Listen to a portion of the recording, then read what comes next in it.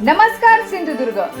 बदलतय जग, बदलतय तंत्रज्ञान आणि आता बदलतोय तुमच्या माहितीचा स्रोत. जिल्ह्याच्या कानाकोपऱ्यातील इत्थंभूत घडामोडी आता अधिक वेगाने आणि थेट. जनतेचा बुलंद आवाज आणि सत्याचा निर्भीड शोध. सज्ज व्हा एका नव्या डिजिटल क्रांतीसाठी. सिंधुदुर्ग 24 तास. नवी ओळख, नवी ताकद, नवा प्रवास, नव्या जोमाने. लवकरच. तुमचा विश्वास आमची जबाबदारी. पुणे, मुंबई सारख्या मोठ्या शहरांमध्ये देवगड हापूसच्या नावाखाली कर्नाटक हापूसची विक्री होत असल्याच्या तक्रारी यापूर्वी समोर येत होत्या. मात्र आता हा प्रकार थेट सिंधुदुर्ग जिल्ह्यातच सुरू असल्याचा धक्कादायक दावा शेतकरी संघटनेचे अध्यक्ष राजू शेट्टी यांनी केला आहे. स्थानिक आंबा बागायतदारांनी केलेल्या पाहणीत या खोट्या विक्रीचा पर्दाफाश झाला असून यामुळे देवगड हापूसच्या अस्सल ओळखीवर प्रश्नचिन्ह निर्माण झाले आहे.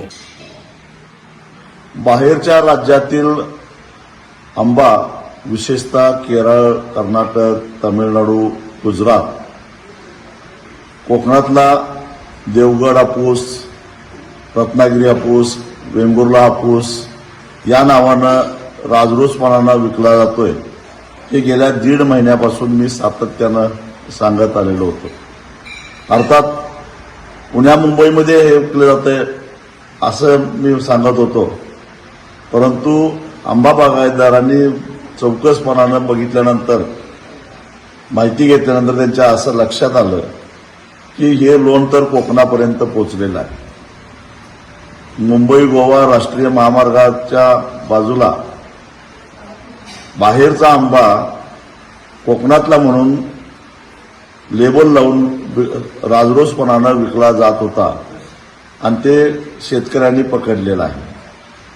म्हणजे एकाच वेळी ग्राहकांची फसवणूक आणि कोकणाच्या आणि विशेषतः देवगड, रत्नागिरी, वेंगुर्ला या ब्रँडच्या नावाचा गैरवापर हे राजरोसपणानं चालू आहे. मुळामध्ये ज्या पद्धतीनं कोकणातला आंबा विकला जातोय तेवढं उत्पादनच झालेलं नाही, तर हा आंबा येतोच कुठून? हा प्रश्न आम्ही वारंवार विचारत होतो. आज ते कार्यकर्त्यांनी सिद्ध करून दाखवलेलं आहे की ही बनवाबनवी आहे.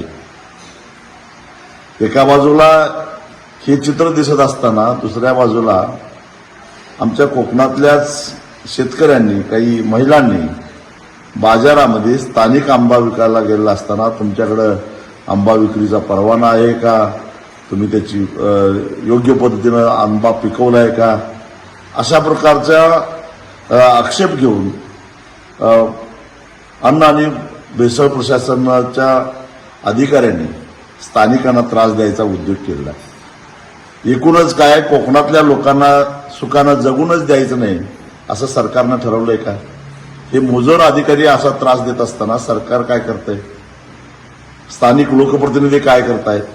बाहेरचा आंबा राजरोसपणानं इथं विकले जात असताना माझ्यासारखा माणूस बाहेरचा कोकणाची बाजू मांडतो म्हणून मला नावं ठेवण्यापेक्षा हे तुमच्या बुडाखाली काय जळालंय ते बघा, त्याबद्दल आवाज उठवा, तिथं मर्दमुखी दाखवा, एवढंच माझं कोकणातल्या स्थानिक लोकप्रतिनिधींना सांगणं. सिंधुदुर्ग जिल्ह्यासह इतर जिल्ह्यातील ताज्या घडामोडी पाहण्यासाठी सिंधुदुर्ग 24 तासला सबस्क्राईब करा आणि बेल आयकॉनवर क्लिक करा. सिंधुदुर्ग 24 तास सदैव तुमच्या सोबत.